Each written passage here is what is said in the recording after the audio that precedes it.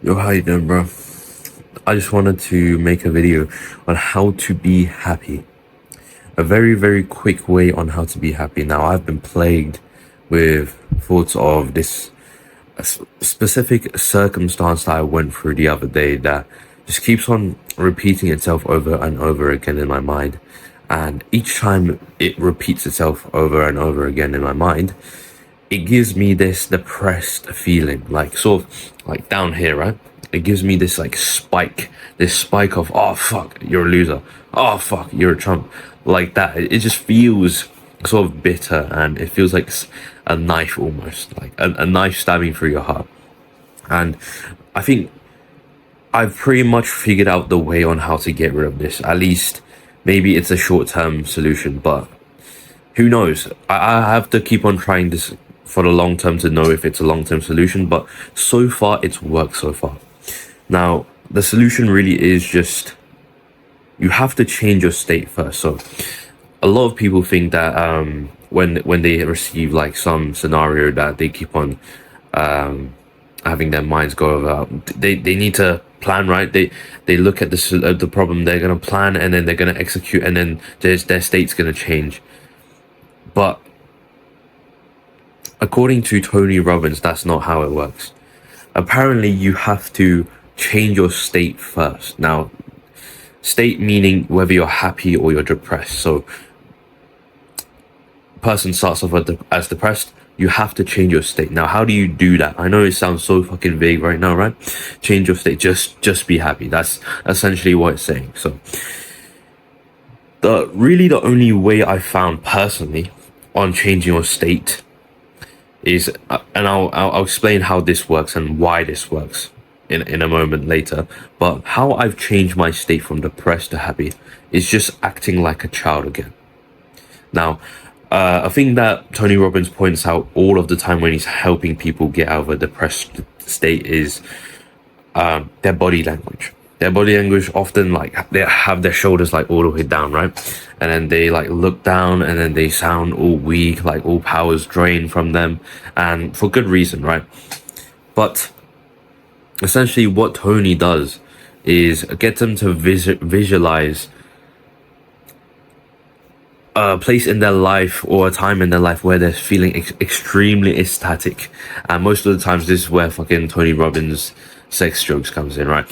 And they just get them to think of a really, really happy time, and then a really, really grateful time. It can be literally a visualization of you in the future, so it doesn't have to be real.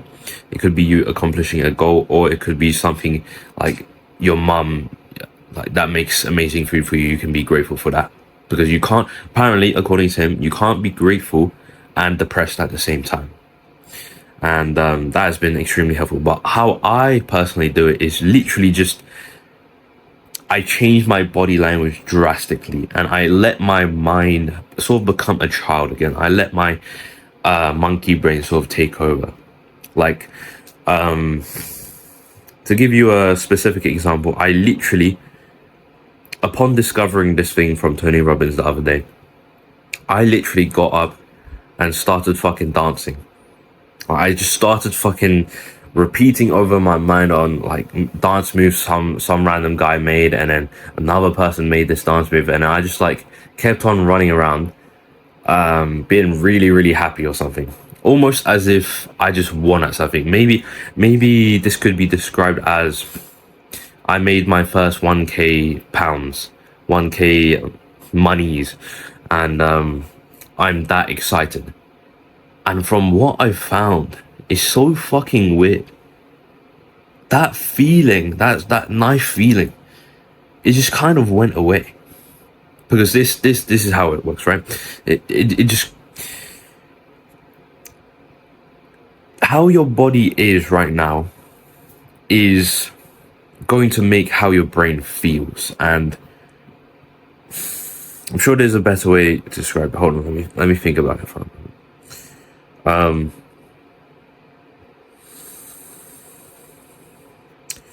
Essentially how your body is, how you're acting, what state you're in. So for example, if you're in a static state, you visualize, you remember all the great things you've done, a specific and very happy moment, and then your body changes, right? Your body changes and you're happy. And then this is where the gold happens. Because your body now is in a state of happiness, and then your body changes as well along with it. Your voice is loud, vibrant, your head is held high, your body's opened up, and you're more expressive. This is where it happens. Your thought chains. The next thought you get, the thoughts you keep on getting next are that of a happy person, are that of a high achiever. And so that is when you break out of the chain of depression. That is when you break out of the chain of constantly reminding yourself of that circumstance, that bad circumstance that probably led to your depression, right? And I'm trying to, I just had this thought in my mind. It's honestly, there's another gold thought in my mind. Hold on. Let me excavate it real quick.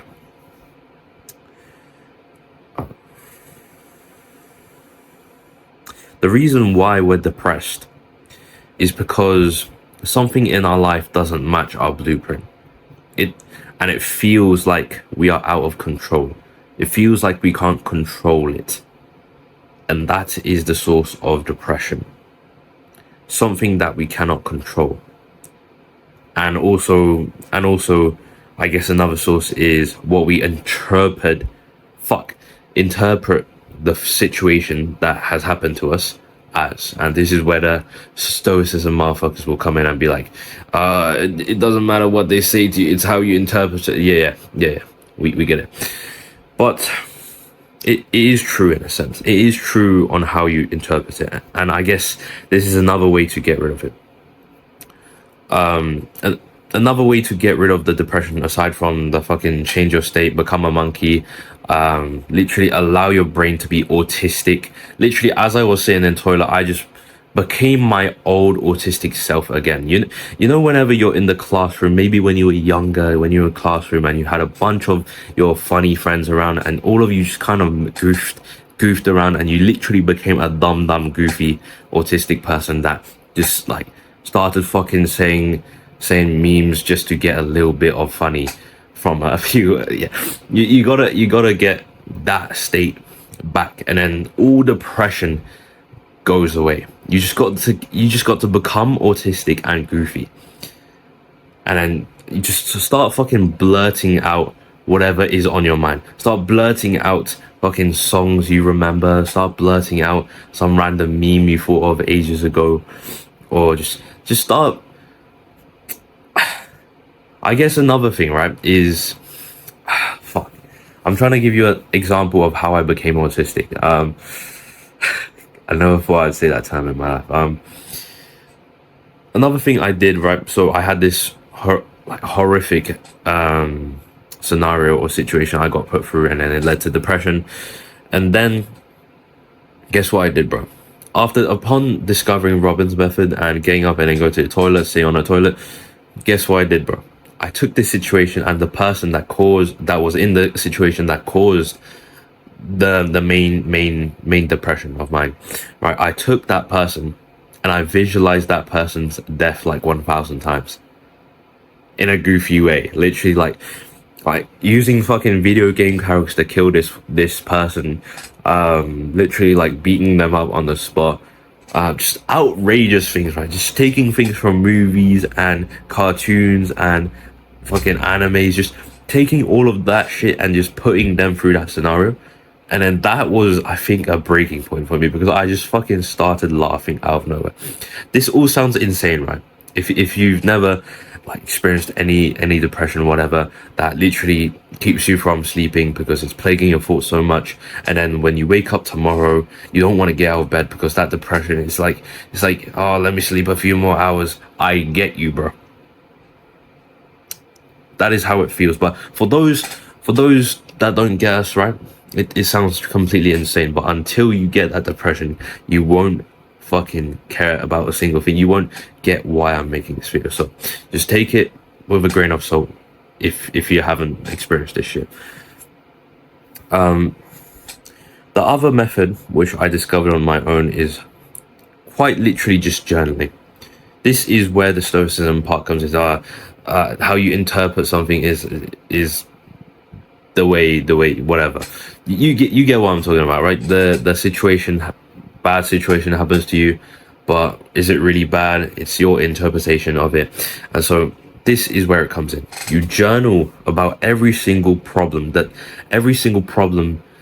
and why you feel this way from that situation. So my situation, I got 3 problems, and honestly, it's in my notepad here.